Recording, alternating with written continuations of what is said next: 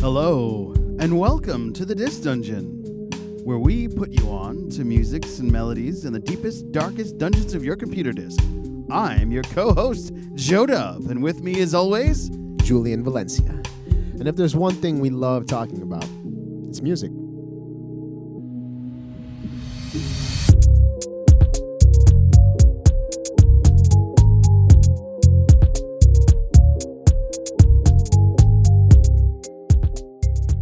Hi, Joe. Hey, man. How you doing, man? Good, how are you? Good, bro. Welcome back. So as you guys may or may not notice, we're in the dungeon. Yeah, actual Disc Dungeon. We made it to the dungeon. We're in the dark depths of the deep interwebs. And this is, I guess we'll coin the phrase the audio's room. It's a recording studio, and this dungeon will be operating out of here for indefinitely. Indefinitely. Yeah. Indubitably. Guys, it's been a few weeks. Word. We know. There's been a lot going on. Yeah. Protests, unrest, murder, mystery, mayhem. Viruses. It's been crazy. This 2020 has been like the year to go, all right, you ready? Wait, yeah. I'm not done. Murder hornets. Yeah, exactly. Murder hornets. Yeah, remember that? What I did, that came and went. Or I mean, only 6 people die in the United States, so it was like, whatever. So nobody cared. Yeah. Well, let me know when you get to 1,000. Don't worry. Well, we're not here to talk about that. No, we're here to talk about music. This is Disc Dungeon episode 15. We're calling this one Differences. Differences. What makes you happy is what makes you sad. Makes you glad is what makes me mad. I'm really mad that you do that. I like doing that stuff. It's fun. No, I'm kidding.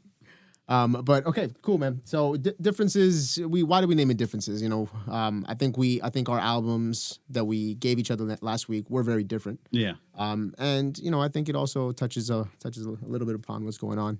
You know? And in the unrested world. You know, I for one, I'm uncomfortable. And publicly, you know, I support Black Lives. Absolutely, and because I'm black, I definitely support it. Yes. Yeah. He is black. Yes. I mean, it's terrible because, like, I always worry about my little cousins because they're more visibly Afrocentric than I am. Got him. And I love them to death. So I always worry about, like, what's going to happen when they grow up. If nothing gets done now, their future might be dimmer than what I had growing up. Yeah. Well, that's why it's up to us to fix it. To be loud. Yeah. You know, to be hold heard, people accountable. And there's actually protests going on right now surrounding the area of the Disc Dungeon. Yeah. So. A few blocks away. Yeah, it's quite the moment in history. I feel like every week is quite the moment in history this year. It's like each month has its own theme. Yeah. I feel like this is like the multi-layer burrito of my life. Like every month is another layer of bullshit on top of like pain wrapped in a shell of oh fuck, and it just continues. But we're gonna go with Limpoyo. That's right. Yep, and we're gonna talk about. Right now, I'm going to get into EverLast, and Whitey Ford Sings the Blues. What did you think? I loved it.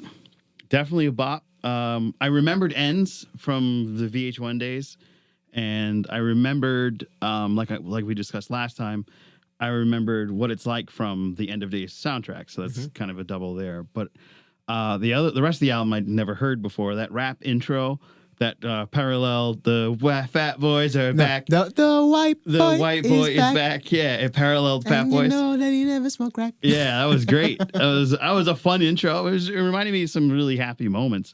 And like I said, you know, that song Ends is such a great parallel to what's going on now. People are struggling. They're trying to make ends meet. Women are doing things in order to make ends meet using their ends, you know. There's a lot of similarities to what we're experiencing, and this came out in the 90s.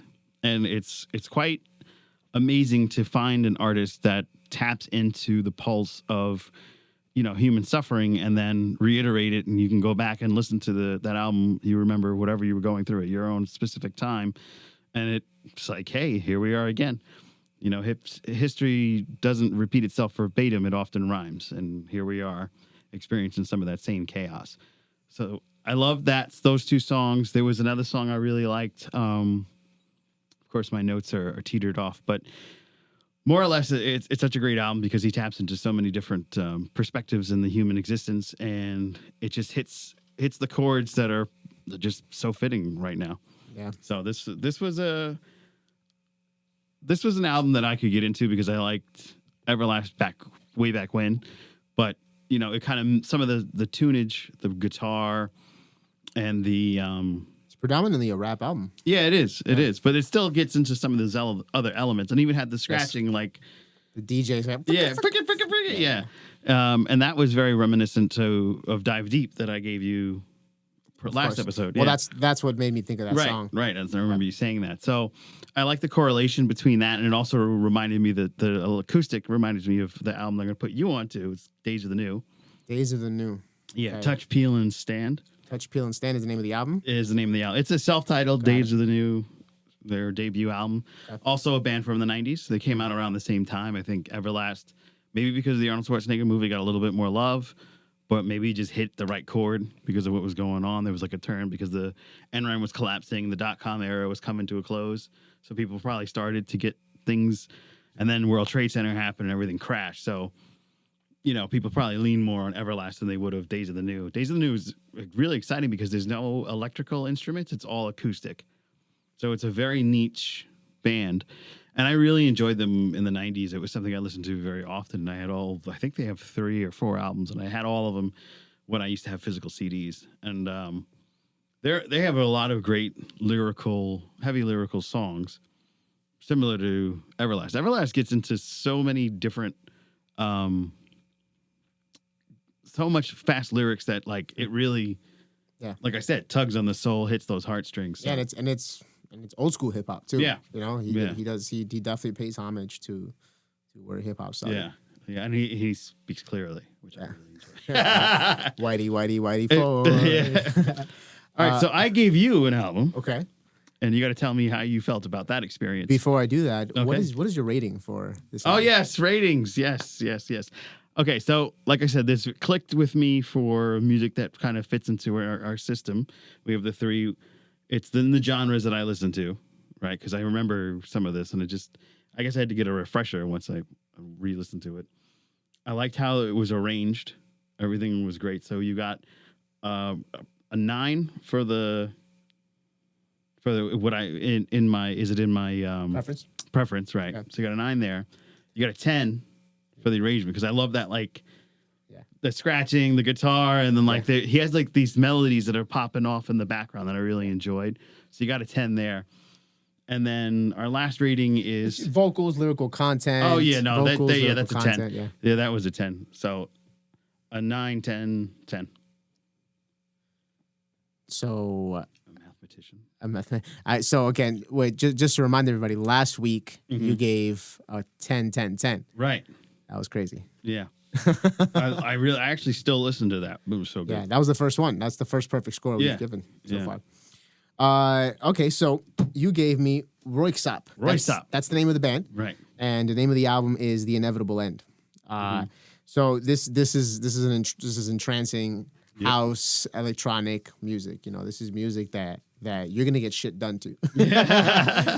100%. I felt very productive, even though I was doing nothing, listening to. No, this you were thing. doing a lot of stuff. You put the speakers together, like plugging stuff in, turning stuff on. You know. Yeah, I'm very fresh into listening to it. I just listened to it before we started So it's very fresh in my head at the moment. I would say that the song that stood out the most is "Here She Comes Again." That's the song that stood out to me a lot. You know, and one thing I want to note is that these are songs that you may or may not understand the lyrics much, and it's just his style. You know, at first I was like, oh, I can't understand, so I looked up the lyrics, and when you look up the lyrics, you find that he's very poetic. Actually, It's very poetic, but when you look up the lyrics, it was funny you mentioned that. When I gave you the remix album, And the remix has subtle differences in some of the lyrics. I noticed that. Yeah. So when you look up lyrics, you're like, wait, doesn't sound at all like what he said. Yeah. That's because the remix they did slight tweaks to make it more interesting. Got it. Like my favorite song off that is the Monument. And in that version, it's let go of how you knew me, let go of what I used to be.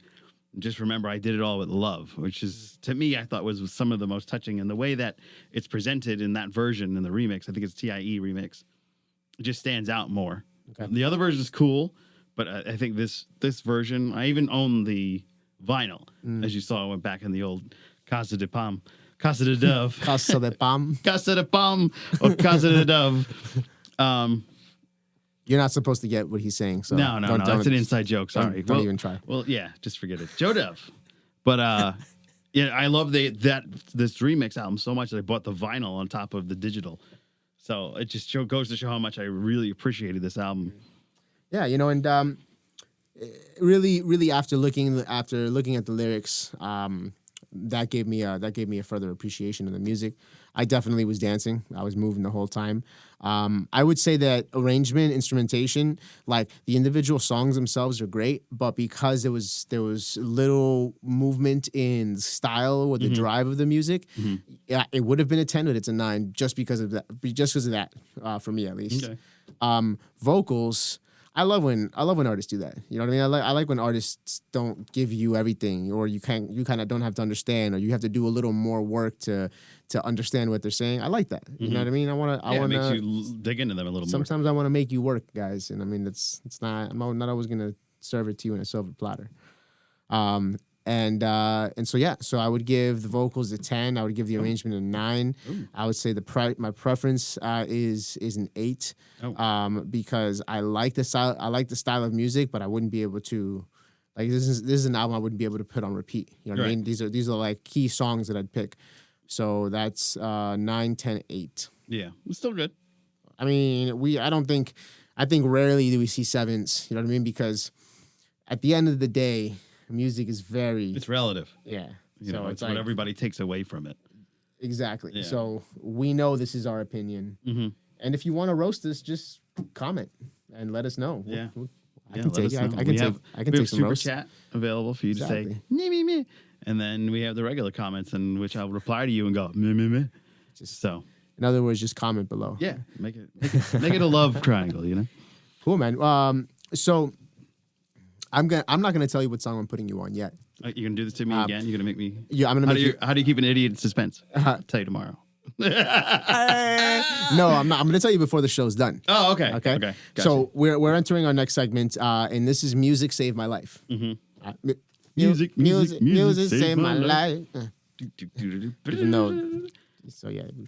Did you ever send that sound file to Joel to do anything with it? No, I did not. I wonder if we'll get sued though. Well, we can't use Missy Elliott's phone. We'll just make something. He could make something up. He's very good like that. Yeah. You know. Okay. We'll figure it out. Yeah. So, this week, not this week. I would say about 2-3 weeks ago, I moved from Google Play Music to Spotify. Yes, you had mentioned that. All right. And by the way, guys, if you didn't know, Spotify right now is running a promotion where you will get 1 month for free. So we're not advertising. We're just letting you know. Letting you know, because I just moved to Spotify. I had Spotify when it first came out, and I only got Spotify because we're on it. This Dungeons podcast is available on Spotify. If you want to hear the music that we danced to in the beginning, you need to download the This Dungeon podcast. Yes, because not only are we talking about music that's out there for you to listen to, this is also original music, sneak peeks, stuff that you otherwise just would not hear. Exactly. So in going to Spotify, all my playlists from back in the day were still there. Look at that. Right? So you did a time trap, like a time capsule. Exactly. So for Music Save My Life segment, I'm literally just going to pull up the Spotify playlist. Okay. And I'm going to give you just little like tidbits of my life through this playlist that was made once upon a time. Many, many years ago.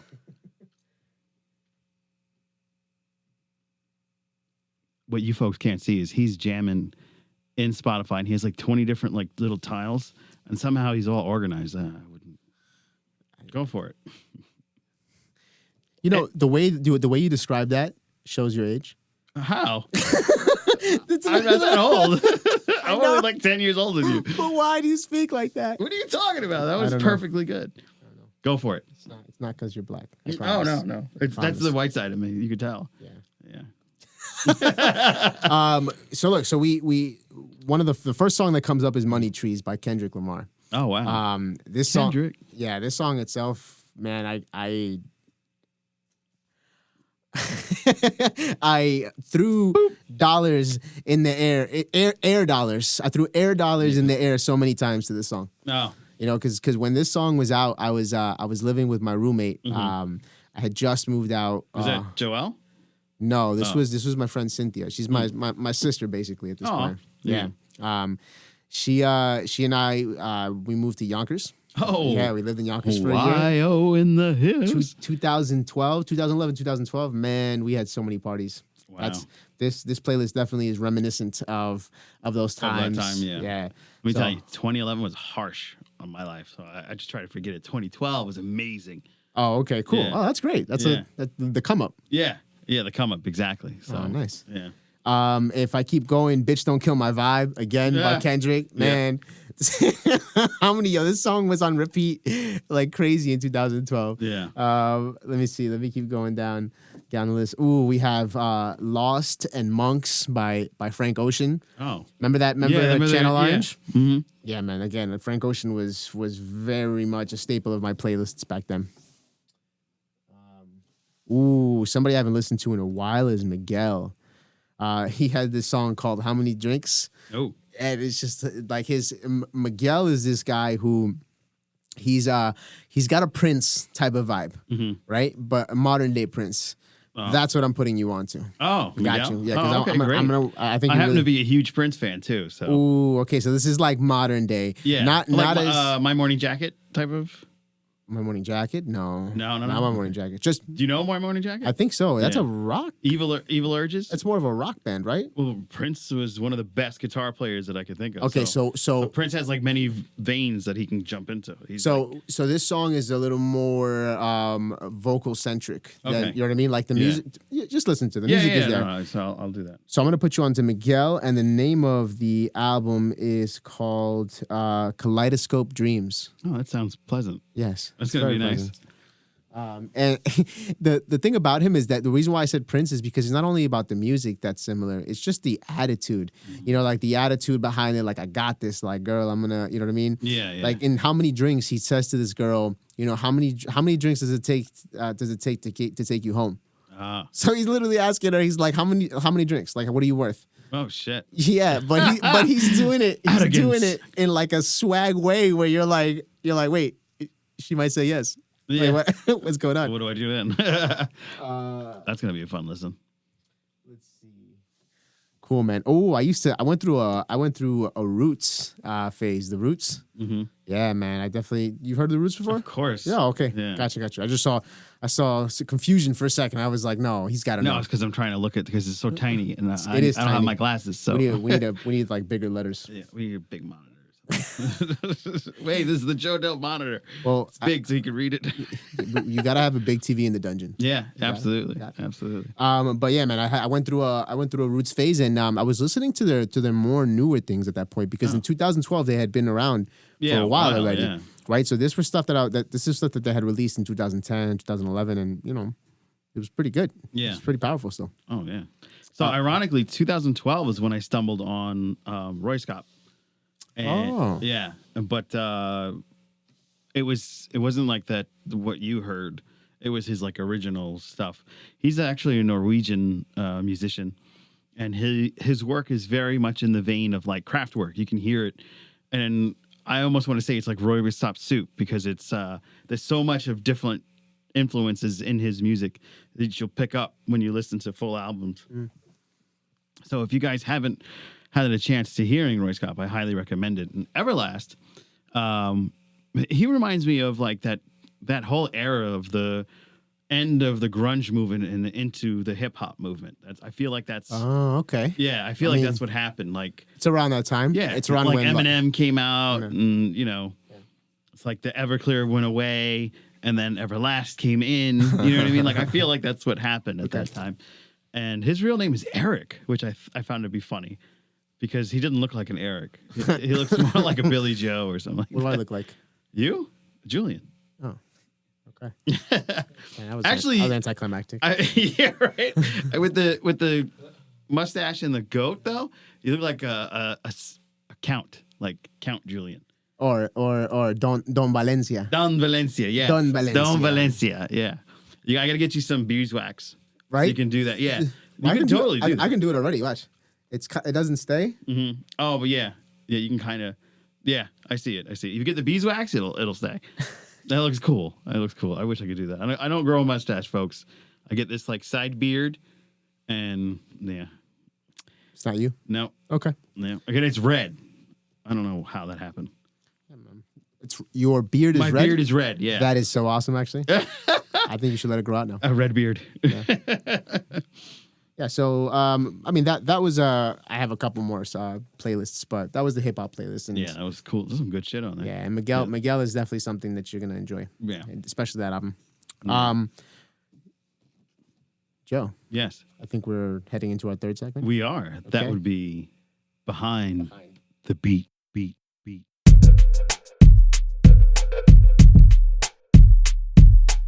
That one was really good. Actually, we might sample that one. There you go.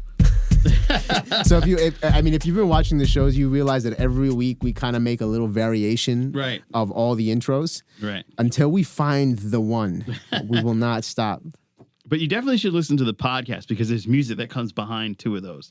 So like behind the beat, it's got this dope little, and we thank you, Made by Audios, for making that. That's that's right. Well, behind the beat section is a section that we use to talk about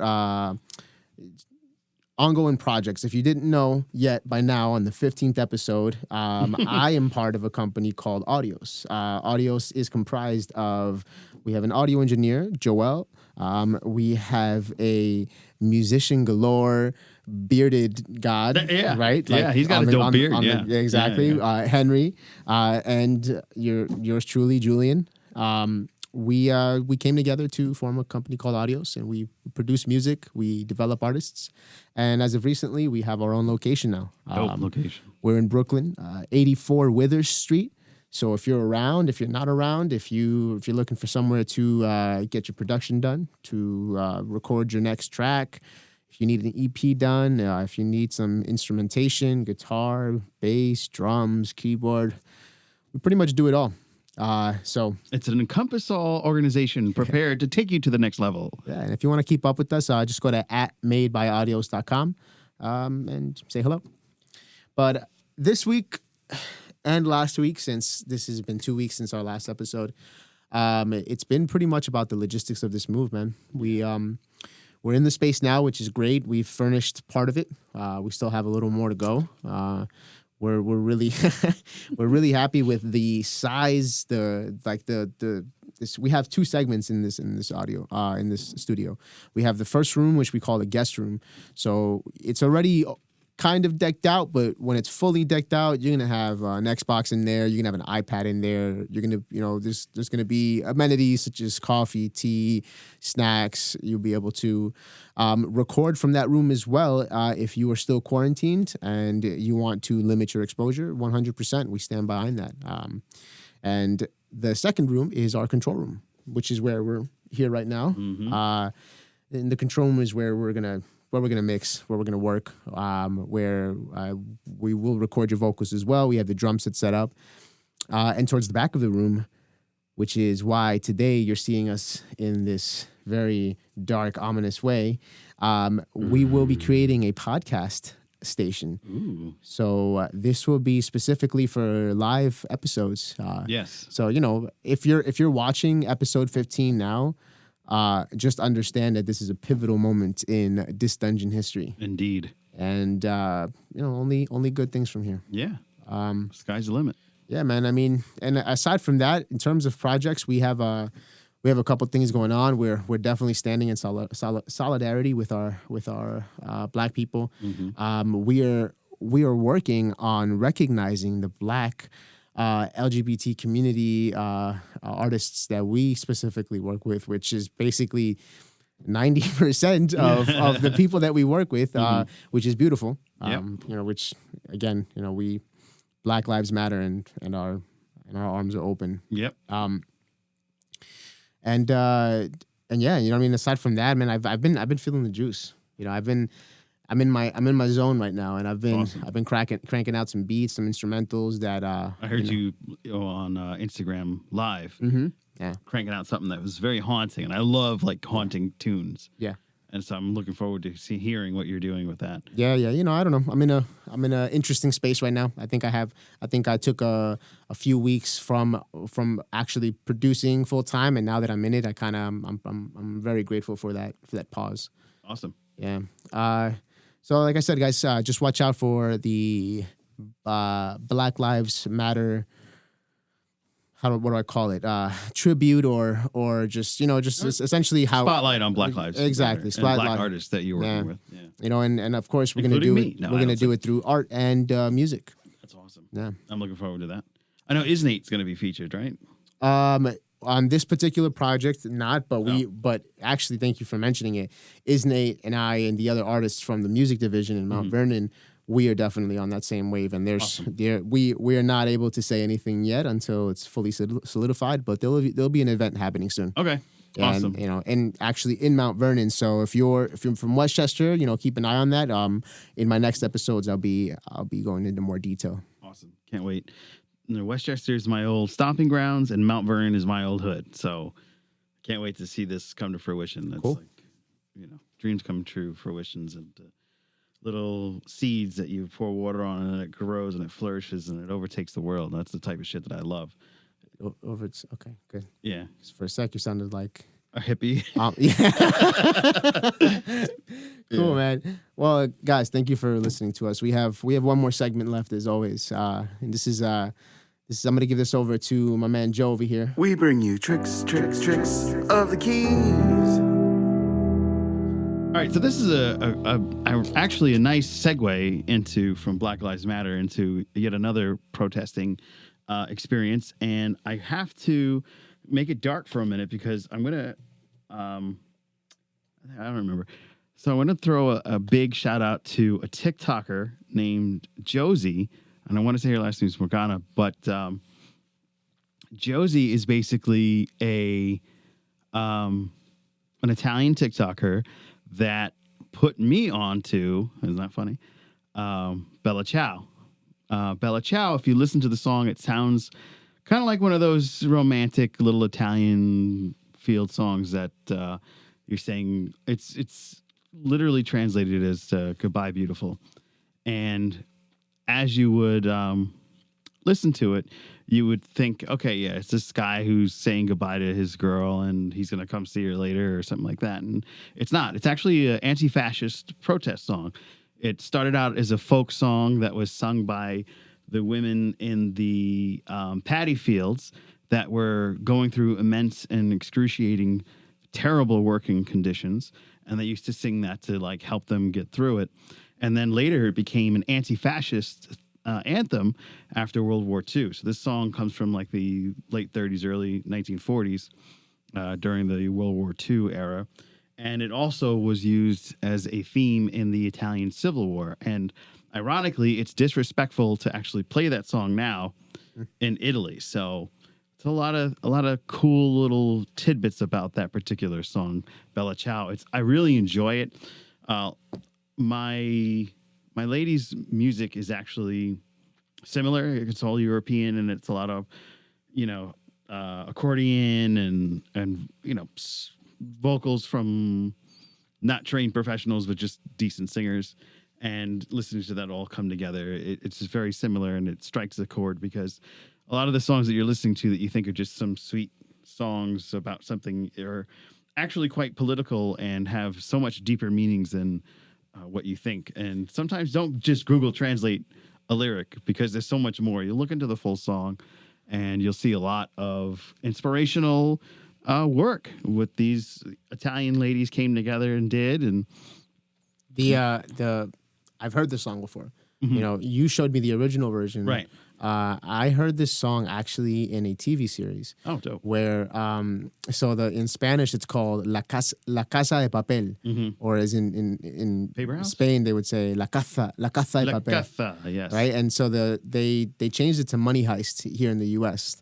Right, and it's essentially about these band of thieves having a very good plan to dismantle the economy and the government in Spain. Whoa. By robbing from the Federal Reserve and getting away with it and then twists. So it's very interesting. And so obviously when they're doing the heist, when they're in the heist, they're at one point they start singing and chanting this song. Oh, dope. So you see the connection in terms of what the song actually means. Yeah, because I'm sure that they were very, very much well aware of what the song was about. Right. Because in Money Heist, to them this was a revolution. To them this wasn't just them trying to profit and get rich. Mm-hmm. This is them trying to stop fascism type of government control. Kind of like what we're going through here. Yeah. Amazing. Well, that's the end. Guys, again, thank you very much. This is episode 15, Differences. Yeah. Well, thank you for repeating what I said. Yeah. Well, guys, I'm Julian Valencia. And I'm Joe Dove. And this is another marvelous episode of the Dark Depths in the Dank Dis Dungeon. Dank Dis Dungeon. I mean... It's funny.